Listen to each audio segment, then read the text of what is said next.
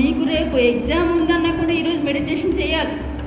అప్పుడే మీరు ఎగ్జామ్కి కూడా సినిమా థియేటర్కి వెళ్ళినంత ఆనందంగా వెళ్తారు. లేకపోతే అమ్మో ఎగ్జామ్ రేపు అసలు నాకు కష్టమైన సబ్జెక్ట్ అన్న దీంతో మీరు భయంగా వెళ్తారు.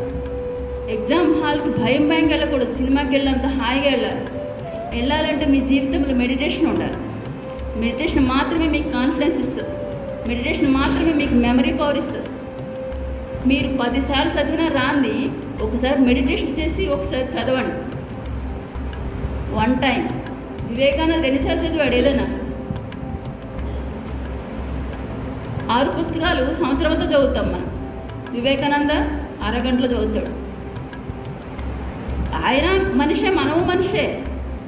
ఏమైనా ఆయన స్పెషల్గా ఏం కాదు, అందరిది సేమే. కానీ ఆయన తన శక్తిని సరిగ్గా ఉపయోగించుకున్నాడు. కాస్మిక్